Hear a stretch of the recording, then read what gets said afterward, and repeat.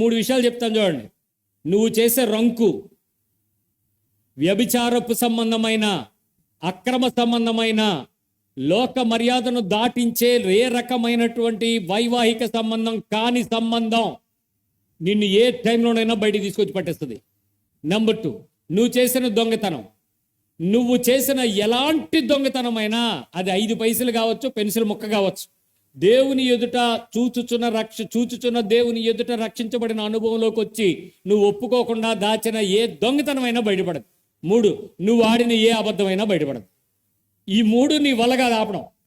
ఈ 3ంటికి secrets, seals ఏమీ లేవు. నువ్వు సముద్రం కింద దాక్కున్నా బయటకు వస్తాయి. ఎన్ని సంవత్సరాలైనా బయటకు వస్తాయి.